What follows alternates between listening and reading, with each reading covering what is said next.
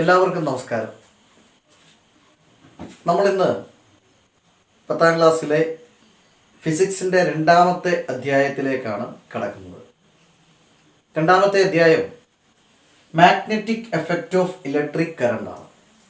വൈദ്യുത പ്രവാഹത്തിൻ്റെ കാന്തിക ഫലം. Magnetic effect of electric current, വൈദ്യുത പ്രവാഹത്തിൻ്റെ കാന്തിക ഫലം. നമ്മൾ ഫസ്റ്റ് ചാപ്റ്ററിൽ വൈദ്യുത പ്രവാഹത്തിൻ്റെ രണ്ട് ഫലങ്ങളായിരുന്നു പഠിച്ചത്. ഒന്ന് ഹീറ്റിംഗ് എഫക്റ്റും മറ്റൊന്ന് ലൈറ്റിംഗ് എഫക്റ്റും. അപ്പോൾ ഞാൻ പറഞ്ഞിരുന്നു വൈദ്യുത പ്രവാഹത്തിൻ്റെ മാഗ്നറ്റിക് എഫക്റ്റ് അടുത്ത ചാപ്റ്ററിലാണ് നമ്മൾ പഠിക്കുന്നതാണ്. അപ്പോൾ നമ്മൾ ആ ഭാഗത്തേക്കാണ് കിടക്കാൻ പോകുന്നത്. അപ്പോൾ magnetic effect of electric current, വൈദ്യുത പ്രവാഹത്തിൻ്റെ കാന്തിക ഫലം. അതായത് നമ്മൾ മറ്റ് രണ്ട് എഫക്റ്റുകളിൽ പ്രതിപാദിച്ചതുപോലെ തന്നെ വൈദ്യുതി കൊടുത്തിട്ട് താപം ഉൽപ്പാദിപ്പിക്കുക എന്നതായിരുന്നു ഹീറ്റിംഗ് എഫക്റ്റിൽ നമ്മൾ പഠിച്ചത്. എന്നാൽ വൈദ്യുതി കൊടുത്തിട്ട് പ്രകാശമുണ്ടാക്കുക എന്നുള്ളതാണ് പ്രകാശഫലത്തിൽ നമ്മൾ പഠിച്ചത്. ഇവിടെയോ അതേപോലെ തന്നെയാണ്. വൈദ്യുതിയിൽ നിന്ന് മാഗ്നറ്റിക് എഫക്റ്റ് ഉണ്ടാക്കാൻ പോവുകയാണ്. എന്ന് പറഞ്ഞാൽ വൈദ്യുതി കൊടുത്തിട്ട് അതിൽ നിന്നും കാന്തിക ഫലം ഉണ്ടാക്കുക എന്നുള്ളതാണ്. അപ്പോൾ അതിനു വേണ്ടിയിട്ട് ഈ ഒരു പ്രവർത്തനത്തെ അടിസ്ഥാനമാക്കി പ്രവർത്തിക്കുന്ന നിരവധി ഉപകരണങ്ങൾ ഇന്ന് ഉണ്ട്. അപ്പോൾ അവയിൽ ഏതാനും ഒന്ന് രണ്ടെണ്ണത്തെക്കുറിച്ച് നമുക്ക് പഠിക്കേണ്ടതായിട്ടും ഉണ്ട്. അപ്പോൾ ഇവിടെ നമുക്ക് എന്താണ് വൈദ്യുതിയിൽ നിന്നുള്ള കാന്തിക ഫലം? അപ്പോൾ ഒരു ചാലകത്തിലൂടെ വൈദ്യുതി കടന്നു പോകുമ്പോൾ അതിൻ്റെ ചുറ്റിനും ഒരു കാന്തിക മണ്ഡലം സംജാതമാകുന്നുണ്ട്. മനസ്സിലായല്ലോ? അതായത് വൈദ്യുതി കടന്നു പോകുന്ന ഏതൊരു ചാലകത്തിൻ്റെ ചുറ്റിനും ഒരു കാന്തിക മണ്ഡലം സംജാതമാകുന്നുണ്ട്. ഇത് കണ്ടുപിടിച്ചത് ക്രിസ്റ്റ്യൻ ഈസ്റ്റഡ് എന്ന ശാസ്ത്രജ്ഞനാണ്. അപ്പോൾ അദ്ദേഹത്തിൻ്റെ നിഗമനം വൈദ്യുതി ഒഴുകുന്ന ഒരു ചാലകത്തിൻ്റെ ചുറ്റിനും ഒരു കാന്തിക മണ്ഡലം സൃഷ്ടിക്കപ്പെടുന്നു എന്നുള്ളതാണ്. അപ്പോൾ വൈദ്യുതി ഒഴുകുന്ന ഒരു ചാലകത്തിൻ്റെ ചുറ്റിനും കാന്തിക മണ്ഡലം സംജാതമാകുന്നുണ്ടോ എന്ന് കണ്ടെത്താനുള്ള ഒരു ആക്ടിവിറ്റിയാണ്. അപ്പം നമുക്ക് ആ ആക്ടിവിറ്റിയിലേക്കൊന്ന് പോകാം. ഇതിനു വേണ്ടി തെക്കുവടക്ക് ദിശയിൽ നിൽക്കുന്ന ഒരു കാന്ത സൂചി, അതായത് ഒരു മാഗ്നറ്റിക് നീഡിൽ, ആ നീഡിലിനെ നമ്മളൊരു ചെറിയ സ്റ്റാൻഡിൽ ഇതേപോലെ സ്വതന്ത്രമായി ചലിക്കത്തക്ക വിധമുള്ള ഒരു സ്റ്റാൻഡിൽ ഇവിടെ വെക്കുന്നു. ഇതതിൻ്റെ സൗത്ത് പോളും ഇതതിൻ്റെ നോർത്ത് പോളുമാണ്. ഓക്കെ, ഇനി നമ്മൾ ചെയ്യേണ്ടത് ഒരു ചെമ്പുകമ്പി എടുക്കുക. ആ ചെമ്പുകമ്പി ഈ മാഗ്നറ്റിക് നീഡിലിൻ്റെ തൊട്ടു മുകളിലായിട്ട് ഇങ്ങനെ വലിച്ചു പിടിക്കുക, സ്ട്രെച്ചഡ് ആയിട്ട് വെക്കുക. ഇത് അതിൻ്റെ എ എന്ന് പറയുന്ന എൻഡും ഇത് ബി എന്ന് പറയുന്ന എൻഡും. നമ്മൾ മറ്റൊരു കാര്യം ശ്രദ്ധിക്കണം, ഇതിങ്ങനെ വെക്കുമ്പോൾ ഒരിക്കലും ഇതിൽ നിന്ന് ഒരുപാട് അകന്നു പോകരുത്. ചെറിയ ഒരു ഡിസ്റ്റൻസിൽ, എന്ന് പറഞ്ഞാൽ ഇതിൽ മുട്ടാനും പാടില്ല, എന്നാൽ ഇതിൽ നിന്ന് അകന്നു പോകാനും പാടില്ല. കാരണം എന്താണെന്ന് ചോദിച്ചാൽ ഇതിൻ്റെ ചുറ്റിനും ഇതിൽ നിന്ന് വരുന്ന കറണ്ടിൽ നിന്ന് ഒരു മാഗ്നറ്റിക് എഫക്റ്റ് ക്രിയേറ്റ് ചെയ്യുന്നുണ്ട്. അപ്പോൾ ആ മാഗ്നറ്റിക് മണ്ഡലത്തിൽ ഈ മാഗ്നറ്റിക് നീഡിൽ ഇരിക്കണം എന്നുള്ളത് കൊണ്ടാണ്. അപ്പം അതുകൊണ്ട് ഇത് ഒരുപാട് മുകളിലും പോകരുത്, അതുപോലെ ഇതിന് അടുക്കാനും പാടില്ല, മുട്ടിയിരിക്കാനും പാടില്ല. ഓക്കെ, അപ്പോൾ അങ്ങനെ ഇതിനെ നമ്മൾ സ്ട്രെച്ചഡായിട്ട് വലിച്ചു പിടിച്ചു. എന്നിട്ട് നമ്മൾ നേരെ അത് മറ്റൊരു ചെമ്പുകമ്പി എടുത്ത് ഒരു ബാറ്ററിയുമായിട്ട് ഒരു സ്വിച്ചുമായിട്ട് കണക്ട് ചെയ്തു. ഓക്കെ, ഇനിയാണ് നമ്മൾ ഇതിൻ്റെ ആക്ടിവിറ്റി ചെയ്യാൻ പോകുന്നത്. ഇതിൻ്റെ ആക്ടിവിറ്റി സ്റ്റാർട്ട് ചെയ്യുമ്പോൾ നമ്മളിങ്ങനെ വെച്ചു, ഇതാണ് പോസിറ്റീവ്, ഇതാണ് നെഗറ്റീവ്. സ്വിച്ച് ഇടുമ്പോൾ നമുക്കറിയാം എപ്പോഴും പോസിറ്റീവിൽ നിന്നാണ് വൈദ്യുതി ഒഴുകുന്നത്. അപ്പോൾ സ്വിച്ച് ഇടുന്ന സമയത്ത് ഈ പോസിറ്റീവിൽ നിന്നും കറണ്ട് ഇങ്ങനെ വന്ന് ഈ കമ്പിയിലൂടെ കടന്ന് നേരെ അത് തിരിച്ച് ഇവിടെ വരും. അതാണ് ഒരു സർക്യൂട്ട് പൂർത്തിയാക്കുന്നത്. അപ്പോൾ സ്വിച്ച് ഇട്ടപ്പോൾ എന്ത് സംഭവിക്കും? ഇതിൽ കൂടി കറണ്ട് കടന്നു പോകും. ആ സമയത്ത് ഇപ്പോൾ വൈദ്യുതി ഒഴുകുന്നത് അങ്ങോട്ടാണ്. ഓക്കെ, അപ്പോൾ വൈദ്യുതി ഒഴുകുന്നത് അങ്ങോട്ടാണ്. ഈ സമയത്ത് സ്വിച്ച് ഇടുന്ന ആ ടൈമിൽ ഈ ഇരിക്കുന്ന മാഗ്നറ്റിക് നീഡിൽ, ഇതിപ്പോൾ തെക്ക് വടക്ക് ദിശയിൽ ഇരിക്കുകയായിരുന്നു, ഇതിങ്ങനെ ഇരിക്കുകയാണ്. പെട്ടെന്ന് എന്ത് ചെയ്യും? ഇതിങ്ങനെ അങ്ങോട്ട് ചലിക്കും. എന്ന് പറഞ്ഞാൽ ഈ നോർത്ത് പോള് മുകളിലേക്കും സൗത്ത് പോള് താഴേക്കും. അപ്പോൾ ഇങ്ങനെ പറഞ്ഞാൽ മനസ്സിലായല്ലോ. അപ്പോൾ ഇതെന്തുകൊണ്ടാണ് ഇത് ചലിച്ചത്? നമ്മൾ സിമ്പിളായിട്ട് പറഞ്ഞാൽ നമ്മൾ പറയും സ്വിച്ച് ഇട്ടപ്പോൾ ഇതിൽ കൂടി വൈദ്യുതി ഒഴുകി, അത് കാരണമാണ് ഇതിങ്ങനെ ഡിഫ്ലക്റ്റ് ചെയ്തത് എന്ന് പറയും. പക്ഷേ അതിൻ്റെ റീസൺ എന്താണ്? അതിൻ്റെ റീസൺ എന്ന് പറയുന്നത് സ്വിച്ച് ഇടുന്ന സമയത്ത് ഇതിൽ കൂടി വരുന്ന കറണ്ട് ഈ ചാലകത്തിലൂടെ കടന്നു പോകുമ്പോൾ അതിൻ്റെ ചുറ്റിനും ഒരു കാന്തിക മണ്ഡലം സംജാതമാകും. അപ്പം ആ കാന്തിക മണ്ഡലത്തിലാണ് ഈ മാഗ്നറ്റിക് നീഡിൽ ഇരിക്കുന്നത്. അതുകൊണ്ടാണ് ഞാൻ പറഞ്ഞത് ഒരുപാട് അകത്തി വെച്ചാൽ നമുക്ക് ഈ ഒരു ഡിഫ്ലക്ഷൻ കാണാൻ പറ്റില്ല, എന്നാൽ ഒത്തിരി അടുക്കാനും പാടില്ല. അപ്പോൾ എന്ത് സംഭവിച്ചു? ഈ മാഗ്നറ്റിക് നീഡിൽ ഈ കാന്തിക മണ്ഡലത്തിൽ ഇരിക്കുന്നത് കൊണ്ട് ഇവിടെ ഉണ്ടാകുന്ന കാന്തിക മണ്ഡലത്തിൻ്റെ പ്രഭാവം കൊണ്ടാണ് ഈ മാഗ്നറ്റിക് നീഡിൽ എന്ത് ചെയ്തത്? ഇങ്ങനെ ഡിഫ്ലക്റ്റ് ചെയ്തത്. അപ്പോൾ ഇവിടെ കറണ്ട് എയിൽ നിന്ന് ബിയിലേക്കാണ് പോയത്, ഇവിടുന്ന് അങ്ങോട്ടാണ് കറണ്ട് പ്രവഹിച്ചത്. അപ്പോൾ നമ്മൾ മനസ്സിലാക്കേണ്ട കാര്യം, ഈ നോർത്ത് പോള് എങ്ങോട്ട് ഡിഫ്ലക്റ്റ് ചെയ്തു? ആൻറ്റി ക്ലോക്ക് വൈസ് ഡയറക്ഷനിൽ. അപ്പോൾ വൈദ്യുത പ്രവാഹം ഇവിടെ നിന്ന് അങ്ങോട്ട് പോയപ്പോൾ ഈ മാഗ്നറ്റിക് നീഡിലെ നോർത്ത് പോള് എവിടേക്കാണ് മൂവ് ചെയ്തത്, അല്ലെങ്കിൽ എവിടേക്കാണ് ഡിഫ്ലക്റ്റ് ചെയ്തത്? ആൻറ്റി ക്ലോക്ക് വൈസ് ഡയറക്ഷൻ എന്ന് പറഞ്ഞാൽ, ക്ലോക്ക് വൈസ് ഡയറക്ഷൻ എന്ന് പറഞ്ഞാൽ ഒരു ക്ലോക്കിലെ സൂചി ഇങ്ങനെയാണ് കറങ്ങുന്നത്, അതിനെയാണ് ക്ലോക്ക് വൈസ് ഡയറക്ഷൻ. തിരിഞ്ഞ് കറങ്ങുന്നതിനെ എന്ത് പറയും?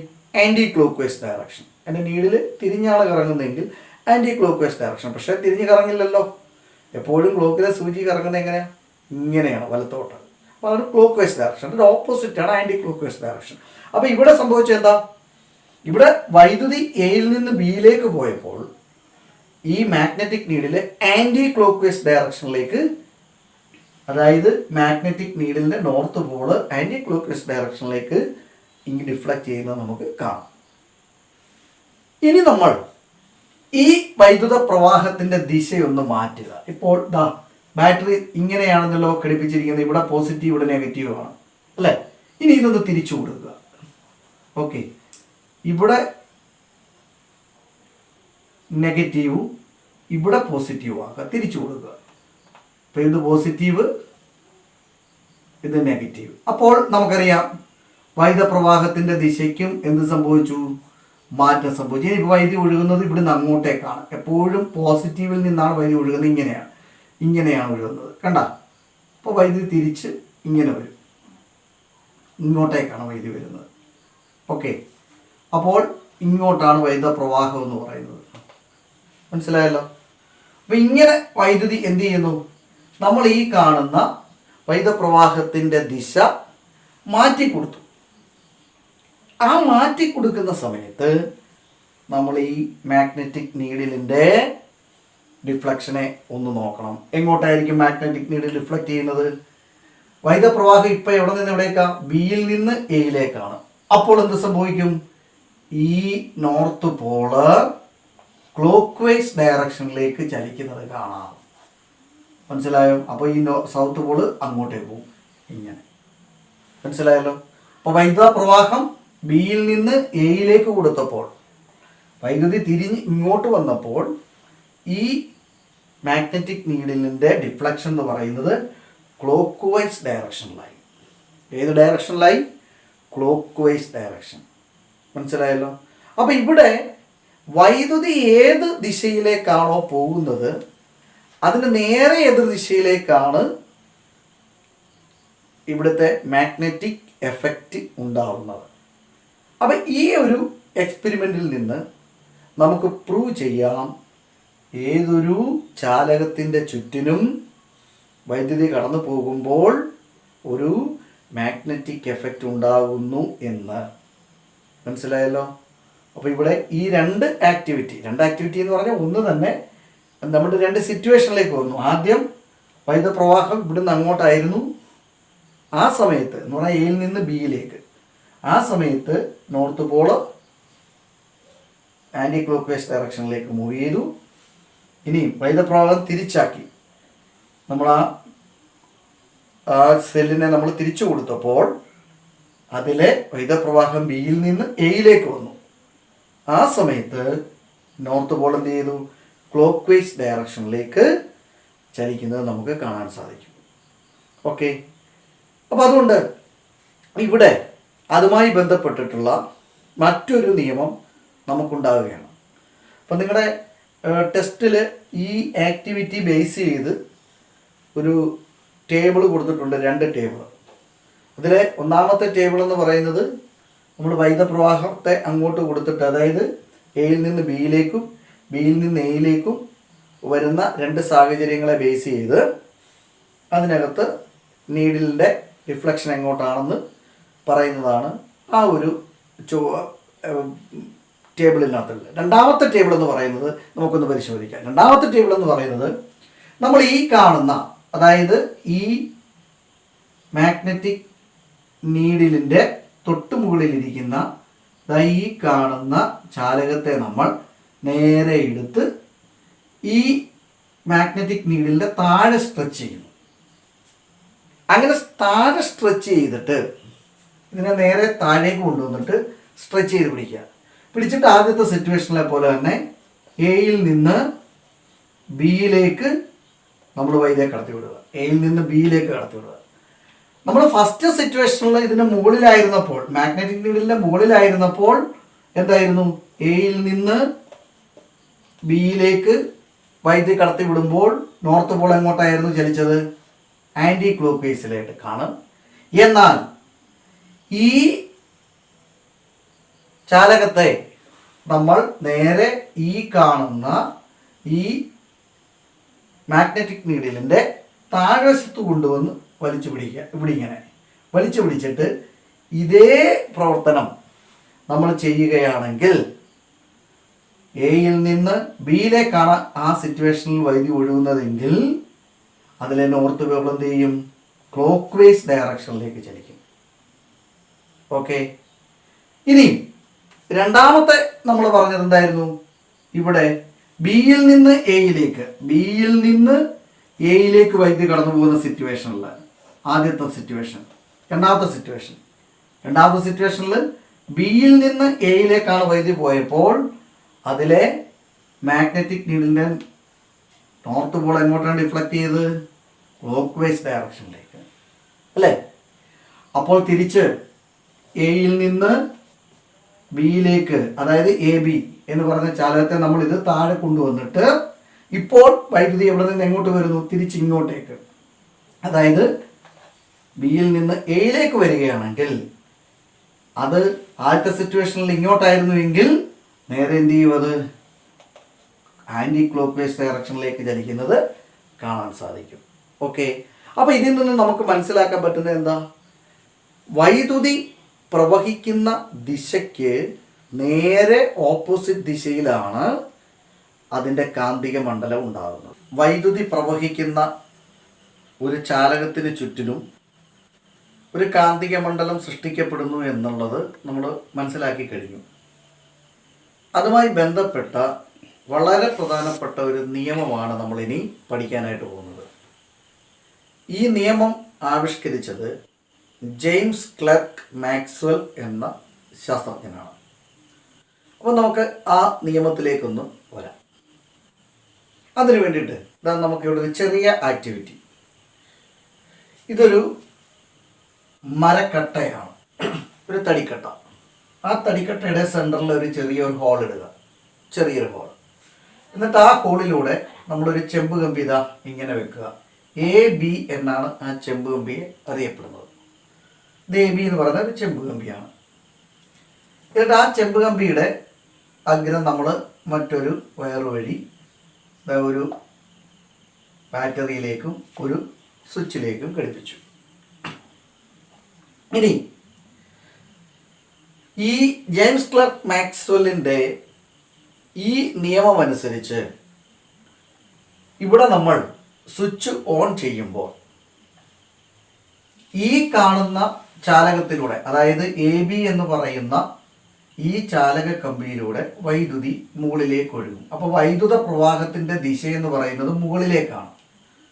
ഓക്കെ, അങ്ങനെ വൈദ്യുതി മുകളിലേക്ക് ഒഴുകുമ്പോൾ ആ ചാലകത്തിൻ്റെ ആൻറ്റി ക്ലോക്ക് വൈസ്, ഇങ്ങോട്ട് ആൻറ്റി ക്ലോക്ക് വൈസ് ഡയറക്ഷനിൽ ഇതിന് ചുറ്റിനും ഒരു കാന്തിക മണ്ഡലം സംജാതമാകുന്നു. ഇതാണ് അദ്ദേഹം ആ ഒരു നിയമത്തിന് ആധാരമായിട്ട് നമുക്ക് മനസ്സിലാക്കി തരാൻ വേണ്ടി കാണിച്ചിരിക്കുന്ന ഒരു ചെറിയ ആക്ടിവിറ്റി. അപ്പോൾ ഇവിടെ എയിൽ നിന്ന് ബിയിലേക്കാണ് വൈദ്യുതി പ്രവഹിക്കുന്നത്. അപ്പോൾ വൈദ്യുത പ്രവാഹത്തിൻ്റെ ദിശ മുകളിലേക്കാണ്. ആ സമയത്ത് ആ ചാലകത്തിൻ്റെ ചുറ്റിനുമുള്ള കാന്തിക പ്രഭാവം എന്ന് പറയുന്നത്, അല്ലെങ്കിൽ അതിന് ചുറ്റിനും ഉണ്ടാകുന്ന കാന്തിക മണ്ഡലം എന്ന് പറയുന്നത് ആൻറ്റി ക്ലോക്ക് വൈസ് ഡയറക്ഷനിലായിരിക്കും. അപ്പോൾ അതിന് അദ്ദേഹം രൂപീകരിച്ച നിയമത്തെ അറിയപ്പെടുന്നത് വലത് കൈ പെരുവിരൽ നിയമം എന്നാണ്, റൈറ്റ് ഹാൻഡ് തമ്പ് റൂൾ. അപ്പോൾ ജെയിംസ് ക്ലർക്ക് മാക്സ്വെല്ലിൻ്റെ ആ നിയമത്തെ അടിസ്ഥാനമാക്കി റൈറ്റ് ഹാൻഡ് തമ്പ് റൂളിൽ ഇത് നമുക്ക് എങ്ങനെ പറയാം? അതാ നിങ്ങൾ നോക്കുക. ഇതാണ് ആ ചാലക കമ്പി എന്നിരിക്കട്ടെ, AB എന്ന് പറയുന്ന ചാലക കമ്പിയാണ് ഇത്. ഇവിടെ നിന്നാണ് മുകളിലേക്ക് വൈദ്യുതി പോകുന്നത്. ഇതിനെ നമ്മൾ വലത് കൈ കൊണ്ട് ഹോൾഡ് ചെയ്യുന്നു, മീൻസ് വലത് കൈ കൊണ്ട് നമ്മൾ പിടിക്കുന്നു എന്നിരിക്കട്ടെ. അപ്പോൾ വലത് കൈ കൊണ്ട് പിടിക്കുമ്പോൾ ദാ ഈ തമ്പ് മുകളിലേക്ക്, അതായത് വലത് കൈയുടെ തമ്പ് മുകളിലേക്കും, അപ്പോൾ ബാക്കിയുള്ള 4 വിരലുകൾ ഇങ്ങോട്ട് കണ്ടോ എൻസർക്കിൾ ആവും. പറഞ്ഞ മനസ്സിലായോ? അപ്പോൾ വലത് കൈയുടെ തമ്പ് വിരൽ മുകളിലേക്ക് പോകുന്നു. അപ്പോൾ ബാക്കിയുള്ള വിരലുകൾ എന്ത് ചെയ്യുന്നു? ദാ ഇങ്ങനെ ആൻറ്റി ക്ലോക്ക് വൈസിലേക്ക് നമ്മൾ മടക്കുന്നു. അപ്പോൾ മാത്രമേ ഇത് നമ്മുടെ കയ്യിൽ ഇങ്ങനെ ഹോൾഡായി നിൽക്കത്തുള്ളൂ. മനസ്സിലായല്ലോ? അപ്പോഴാണ് നമ്മുടെ കയ്യിൽ ഇത് ഹോൾഡായി നിൽക്കുന്നത്. അപ്പം ഈ ഒരു രീതിയിലാണ് ഈ നിയമത്തെ അറിയപ്പെടുന്നത്. അപ്പം ഇവിടെ ഈ പെരുവിരൽ അഥവാ നമ്മുടെ തമ്പ് എന്ന് പറയുന്നത് ഡയറക്ഷൻ ഓഫ് ദ കറണ്ട് എന്ന് പറഞ്ഞാൽ വൈദ്യുത പ്രവാഹത്തിൻ്റെ ദിശയെ കാണിക്കും. എന്ന് പറഞ്ഞാൽ മുകളിലേക്ക് പോകുന്നു. അപ്പോൾ കൈ മുകളിലേക്കാണ് നമ്മൾ തമ്പ് വെച്ചിരിക്കും. അതിൻ്റെ അർത്ഥം എന്ന് പറഞ്ഞാൽ വൈദ്യുത പ്രവാഹം മുകളിലേക്ക്. ആ സമയത്ത് നമുക്ക് ഈ ചാലകത്തെ ഹോൾഡ് ചെയ്യണമെങ്കിൽ ബാക്കിയുള്ള വിരലുകൾ 4 വിരലുകൾ നമ്മളിങ്ങനെ എൻസർക്കിൾ ആക്കണം, കവർ ചെയ്ത് പിടിക്കും. പറഞ്ഞാൽ മനസ്സിലായോ? അപ്പോൾ ഈ ചാലക കമ്പിയിലേക്ക് നമ്മൾ വലത് കൈ കൊണ്ട് പിടിക്കുമ്പോൾ വലത് കൈയുടെ പെരുവിരൽ എന്ന് പറയുന്നത് മുകളിലേക്കും ബാക്കിയുള്ള വിരലുകൾ അതിനെ ചുറ്റി ആൻറ്റി ക്ലോക്ക് വൈസ് ഡയറക്ഷനിലേക്കും പോകുന്നു. ഇതാണ് ജെയിംസ് ക്ലർക്ക് മാക്സ്വെല്ലിൻ്റെ വലത് കൈ പെരുവിരൽ നിയമം, റൈറ്റ് ഹാൻഡ് തമ്പ് റൂൾ. അപ്പം ഈ റൂൾ ബേസ് ചെയ്ത് നമുക്കപ്പോൾ ഇവിടെ പറഞ്ഞിരിക്കുന്ന എക്സ്പെരിമെൻ്റ് മനസ്സിലായല്ലോ. ഇവിടെ വൈദ്യുതി പ്രവഹിക്കുന്ന മുകളിലേക്കാണ്. അപ്പോൾ മുകളിലേക്കാണ് ഈ ചാലകം ഇരിക്കുന്നത്. അവിടെ വലത് കൈയുടെ തമ്പ് മുകളിലേക്കും ബാക്കിയുള്ള വിരലുകൾ എൻസർക്കിളായി വരികയും ചെയ്യുന്നു. ഇതാണ് വലത് കൈ പെരുവിരൽ നിയമം, റൈറ്റ് ഹാൻഡ് തമ്പ് റൂൾ. ഇത് ആവിഷ്കരിച്ചത് ജെയിംസ് ക്ലർക്ക് മാക്സ്വെൽ. അടുത്ത ഒരു ആക്ടിവിറ്റിയിലേക്കാണ് നമ്മൾ പോകുന്നത്. ഈ ആക്ടിവിറ്റി എന്ന് പറയുന്നത് ഒരു കമ്പി ചുരുളിലൂടെ വൈദ്യുതി കടത്തിവിട്ടാൽ ആ കമ്പി ചുരുളിൻ്റെ ഭാഗങ്ങളിൽ എങ്ങനെയാണ് കാന്തിക മണ്ഡലം സൃഷ്ടിക്കപ്പെടുന്നത്. അപ്പോൾ അതിനുവേണ്ടി ഇതാ ഇവിടെ ഒരു ചിത്രം തന്നിട്ടുണ്ട്. ഒരു ആക്ടിവിറ്റിയാണ്. ഇതൊരു മരക്കട്ടയാണ്. ആ മരക്കട്ടയുടെ 2 ഭാഗത്തായിട്ട് 2 ഹോൾ ഇട്ടു. ഈ ഹോള് A എന്നും ഈ ഹോളിനെ B എന്നും നമുക്ക് പറയാം. എന്നിട്ട് ഈ ഹോളിലൂടെ ഇത്തരത്തിലൊരു കമ്പി ചുറ്റി വെച്ചു, ഒരു കമ്പിയാണ്. എന്നിട്ട് ആ കമ്പിയുടെ ഒരഗ്രം നേരെ വന്ന് ഒരു ബാറ്ററിയിലേക്കും പിന്നെ ഒരു സ്വിച്ചിലേക്കും മറ്റേ അറ്റം എടുത്ത് നേരെ ഇതിലൂടെ ഇങ്ങനെ വന്നു. അപ്പോൾ ഇതൊരു കമ്പി ചുറ്റിയിരിക്കുന്ന ചുരുള് പോലെയുള്ള ഒരു സംവിധാനമാണ്. ഇത്തരത്തിലുള്ള ഈ കമ്പി ചുറ്റിലൂടെ വൈദ്യുതി കടത്തിവിടുമ്പോൾ അതിലുണ്ടാകുന്ന കാന്തിക മണ്ഡലത്തിൻ്റെ ദിശയെ സംബന്ധിച്ച് നമുക്കൊന്ന് നോക്കാം. ഇവിടെ ആദ്യം ഇവിടുന്ന് നേരെ, അതായത് ഈ ബാറ്ററിയിൽ നിന്ന് വരുന്ന വൈദ്യുതി നേരെ, പോസിറ്റീവിൽ നിന്ന് വരുന്ന വൈദ്യുതി നേരെ മുകളിലേക്കാണ് പോകുന്നത്. അപ്പോൾ ഈ വശത്തൂടെ എന്ന് പറഞ്ഞാൽ ബി എന്ന് പറയുന്ന ഈ ഭാഗത്തൂടെ വൈദ്യുതി മുകളിലേക്ക് പോകുമ്പോൾ, മുകളിലേക്കാണ് വൈദ്യുതി പോകുന്നത്. അപ്പോൾ അവിടുത്തെ കാന്തിക മണ്ഡലത്തിൻ്റെ ദിശ എങ്ങനെയായിരിക്കും? ആൻറ്റി ക്ലോക്ക് വൈസ്, അപ്രദക്ഷിണ ദിശയിലായിരിക്കും. അതാണ് ഇത് ഇങ്ങനെ കാണിച്ചത്. അപ്പോൾ വൈദ്യുതപ്രവാഹത്തിൻ്റെ ദിശ മുകളിലേക്ക് പോയി. വൈദ്യുതപ്രവാഹം മുകളിലേക്ക് പോയപ്പോൾ അവിടുത്തെ കാന്തിക മണ്ഡലത്തിൻ്റെ ദിശ എങ്ങോട്ടാണ്? ആൻറ്റി ക്ലോക്ക് വൈസ്, തിരിഞ്ഞാണ് വരുന്നത്. നമ്മൾ റൈറ്റ് ഹാൻഡ് തമ്പ് റൂൾ പറഞ്ഞതുപോലെ. ഇനി ആ വൈദ്യുതി നേരെ വന്ന് ഇവിടെ വന്നു കഴിഞ്ഞാൽ പിന്നെ താഴേക്കാണ്. അപ്പോൾ ബി എന്ന പാർട്ടിലൂടെ, ഈ ബി എന്ന ഭാഗത്തൂടെ വൈദ്യുതി താഴേക്കാണ് പോകുന്നത്. അപ്പോൾ വൈദ്യുതി താഴേക്ക് പോകുമ്പോൾ നേരെ തിരിച്ചു വന്നു. താഴേക്ക് പോകുമ്പോൾ ആ ഭാഗത്തെ, അതായത് എ എന്ന ഭാഗത്തെ വൈദ്യുത കാന്തിക മണ്ഡലത്തിൻ്റെ ദിശ ആൻഡ് ക്ലോക്ക് വൈസ് ഡയറക്ഷനിലായിരിക്കും. മനസ്സിലായല്ലോ? അതായത് ഒരു കമ്പിച്ചുറ്റിലൂടെ വൈദ്യുതി കടത്തിവിടുമ്പോൾ ആ കമ്പിച്ചുറ്റിൻ്റെ രണ്ട് ഭാഗങ്ങളിൽ വെച്ചിട്ട് കാന്തിക മണ്ഡലം സൃഷ്ടിക്കപ്പെടും.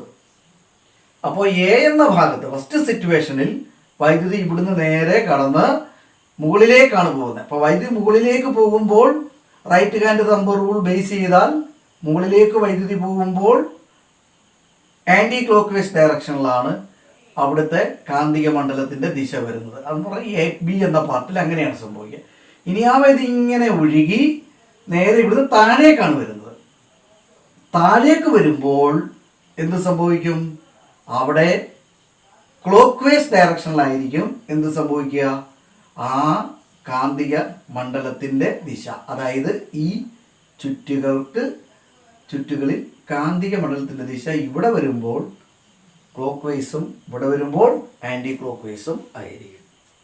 മനസ്സിലായല്ലോ? ഇനി നമുക്കത് ഇതേ എക്സ്പെരിമെൻ്റ് തന്നെ നമുക്ക് ഒരു സ്ട്രൈറ്റ് ആയിട്ടുള്ള ഒരു ചാലകത്തിലൂടെ ഒന്ന് നോക്കാം. സ്ട്രെയിറ്റ് ആയിട്ടുള്ള ഒരു ചാലകത്തിലൂടെ ഇതേപോലെ തന്നെ ഒരു തടിക്കട്ടയാണ്. ഇവിടെ ഒരു ചെറിയ ഹോൾട്ടും ഇവിടെ ഒരു ചെറിയ ഹോൾട്ടും. ഈ ഹോളിലൂടെ നമ്മളൊരു കമ്പി, അതായത് ഒരു ചാലകം മുകളിലേക്ക് വെച്ചു. അതേപോലെ തന്നെ ഇവിടുന്ന് മുകളിലേക്ക്, എന്നിട്ട് ഇവിടെ വന്നു കൊടുത്തു, ബാറ്ററി കൊടുത്തു, ഒരു സ്വിച്ച് കൊടുത്തു. ഈ ചാലകത്തെ നമുക്ക് എ ബി എന്ന് പറയാം. ഇതിന് മുകളിലേക്ക് എ ബി എന്ന് പറയാം. ഈ ഭാഗത്തെ നമുക്ക് സി ഡി എന്ന് കൊടുക്കാം. അപ്പോൾ ഇവിടെ വൈദ്യുതി പ്രവഹിക്കുന്നത് ഇങ്ങനെയാണ്. ഇവിടുന്ന് ഇങ്ങനെ പോയി നേരെ മുകളിലേക്ക് പോയി ഇങ്ങനെ വന്ന് പിന്നെ അത് കഴിഞ്ഞാൽ അത് താഴേക്ക് വന്ന് ഇവിടെ വന്ന്, ഇതാണ് ഒരു സർക്യൂട്ട് പൂർത്തീകരിക്കുന്നത്. ഇത് നിങ്ങൾക്കറിയാവുന്ന കാര്യമാണ് അല്ലേ? ഇനി ഇവിടെ നടക്കുന്ന പ്രവർത്തനം എന്താണെന്ന് നമുക്കൊന്ന് നോക്കാം, പരിശോധിക്കാം. ഇവിടെ വൈദ്യുതി എയിൽ നിന്ന് മുകളിലേക്ക് പോകുമ്പോൾ നമ്മൾ പഠിച്ചിരിക്കുന്നത് വൈദ്യുത പ്രവാഹ ദിശ ഇപ്പം മുകളിലേക്കാണ്. അങ്ങനെ മുകളിലേക്കാണെങ്കിൽ right hand thumb rule base ചെയ്താൽ, ഈ രീതിയിൽ ബേസ് ചെയ്താൽ ഇവിടുത്തെ കാന്തിക മണ്ഡലത്തിൻ്റെ ദിശ എങ്ങോട്ടായിരിക്കും? ഇങ്ങോട്ടായിരിക്കും. ആൻറ്റി ക്ലോക്ക് വൈസ് ആയിരിക്കും. മനസ്സിലായല്ലോ? ഇനി ആ വൈദ്യുതി ഒഴുകി ഇവിടെ വന്ന് സിയിൽ നിന്ന് എവിടേക്ക് വരുന്നു? ഡിയിലേക്ക്. ഇതിലൂടെ താഴേക്ക് വരികയാണെങ്കിൽ, പറഞ്ഞ മനസ്സിലായല്ലോ? ഇതിലൂടെ താഴേക്ക് വരികയാണെങ്കിൽ ഇവിടുത്തെ കാന്തിക മണ്ഡലത്തിൻ്റെ ദിശ എങ്ങോട്ടായിരിക്കും? ഇങ്ങോട്ടായിരിക്കും. മനസ്സിലായല്ലോ? അപ്പോൾ എയിൽ നിന്ന് വൈദ്യുതി മുകളിലേക്ക് പോയപ്പോൾ, അതായത് എയിൽ നിന്ന് ബിയിലേക്ക് മുകളിലേക്ക് വൈദ്യുതി പോയപ്പോൾ കാന്തിക മണ്ഡലത്തിൻ്റെ ദിശ അതിനെ ചുറ്റി ആൻറ്റി ക്ലോക്ക് വൈസ് ഡയറക്ഷനിലേക്ക് വന്നു. ഇനി സിയിൽ നിന്ന് ഡിയിലേക്കാണ് വൈദ്യുതി ഒഴുകുന്നത് എന്ന് പറഞ്ഞാൽ മുകളിൽ നിന്ന് താഴേക്ക്. അങ്ങനെ മുകളിൽ നിന്ന് താഴേക്ക് വരുമ്പോൾ ഇവിടുത്തെ കാന്തിക മണ്ഡലത്തിൻ്റെ ദിശ എന്ത് ചെയ്യുന്നു? ക്ലോക്ക് വൈസ് ഡയറക്ഷനിലേക്കും വരുന്നു. അതായത് right hand thumb rule base ചെയ്ത് മുമ്പേ നമ്മൾ പറഞ്ഞതുപോലെ ഇത് ഒരു ചാലകമായി നമ്മൾ കൺസിഡർ ചെയ്താൽ ആ ചാലകത്തിൽ നമ്മൾ നേരെ ഇങ്ങനെ പിടിക്കുന്നു, ഹോൾഡ് ചെയ്യുന്നു. അങ്ങനെ ഹോൾഡ് ചെയ്യുമ്പോൾ ഈ പെരുവിരൽ നേരെ മുകളിലേക്ക്, അതാണ് ഇവിടുത്തെ ഇപ്പോൾ AB എന്ന് പറയുന്നത്. എന്നിട്ട് നമ്മുടെ ബാക്കിയുള്ള 4 വിരലുകൾ നമ്മളിങ്ങനെ മടക്കുന്നു. അപ്പോൾ എങ്ങോട്ടാണ് പോയത്? ആൻറ്റി ക്ലോക്ക് വൈസിലേക്ക് പോയി. ഇപ്പോൾ വൈദ്യുതപ്രവാഹ ദിശ മുകളിലേക്കാണ്, ആ ചാലകത്തിൻ്റെ വൈദ്യുതപ്രവാഹ ദിശ മുകളിലേക്കാണ്. അപ്പോൾ ആ ചാലകത്തിനെ എൻസൈക്കിൾ ചെയ്ത് ചുറ്റി ആൻറ്റി ക്ലോക്ക് വൈസ് ഡയറക്ഷനിലേക്കാണ് നമ്മുടെ ബാക്കിയുള്ള 4 വിരലുകൾ മടങ്ങുന്നത്. ഇനി ഇവിടുത്തെ കേസിലേക്ക് വരാം. ഇവിടുത്തെ കേസിലേക്ക് വരുമ്പോൾ വൈദ്യുതപ്രവാഹ ദിശ എന്താ ചെയ്യുന്നത്? തിരിയുകയാണ്. കണ്ടോ? കൈ ഞാൻ തിരിച്ചു വെച്ചിരിക്കുകയാണ്. അപ്പം തിരിച്ചു വെക്കുമ്പോൾ നമ്മുടെ തമ്പിരിക്കുന്ന വൈദ്യുതപ്രവാഹ ദിശയാണെന്ന് ജെയിംസ് ക്ലർക്ക് മാക്സ്വെല്ലിൻ്റെ പെരുവിരൽ നിയമത്തിൽ പറഞ്ഞിട്ടുണ്ട്, റൈറ്റ് ഹാൻഡ് തമ്പ് റൂളിൽ പറഞ്ഞിട്ടുണ്ട് അല്ലേ? അപ്പോൾ ഇപ്പോൾ വൈദ്യുതപ്രവാഹ ദിശ താഴേക്കാണ്. ഓക്കെ, അപ്പോൾ എൻ്റെ ഈ പെരുവിരലുകൾ, ഈ ബാക്കിയുള്ള 4 വിരലുകൾ എങ്ങോട്ടാണ് പോകുന്നത്? ഇങ്ങോട്ടാണ് മടങ്ങിയത് അല്ലേ? ഇങ്ങനെ ഇങ്ങനെ മടങ്ങി, ഇങ്ങനെ മടങ്ങി, കണ്ട ഇങ്ങോട്ട്. അപ്പോൾ അത് ഏത് ഡയറക്ഷനാ? ക്ലോക്ക് വൈസ് ഡയറക്ഷൻ അല്ലേ? അതായത് പ്രദക്ഷിണ ദിശ. അത് ഏത് സിറ്റുവേഷനിലാണ് ഈ പ്രദക്ഷിണ ദിശ വന്നത്? വൈദ്യുതപ്രവാഹ ദിശ താഴേക്ക് വരുന്ന സമയത്ത് എന്ന് പറഞ്ഞാൽ പെരുവിരൽ താഴേക്കാണ് ഇരിക്കുന്നത് എന്ന് പറഞ്ഞാൽ വൈദ്യുതപ്രവാഹ ദിശ താഴേക്ക്. അപ്പം ഈ 2 എണ്ണം നമ്മൾ പരിശോധിക്കുമ്പോൾ ഇവിടുത്തെ സിറ്റുവേഷനിൽ നോക്കിക്കഴിഞ്ഞാൽ ഈ സിറ്റുവേഷനിൽ മുകളിലേക്ക് പോയപ്പോൾ ആൻറ്റി ക്ലോക്ക് വൈസ് വന്നു, ഇവിടുന്ന് താഴേക്ക് വന്നപ്പോൾ ക്ലോക്ക് വൈസും വന്നു. ഇവിടെയും അതേപോലെ തന്നെയാണ്.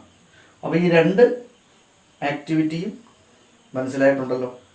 അപ്പോൾ ഇനി നമുക്ക് ഇതിൻ്റെ മറ്റ് വിശദാംശങ്ങളൊക്കെ അടുത്ത ക്ലാസ്സിൽ നമുക്ക് പഠിക്കാം. ഇന്നത്തെ ക്ലാസ് നമുക്കിവിടെ വൈൻഡപ്പ് ചെയ്യാം. ഓക്കെ.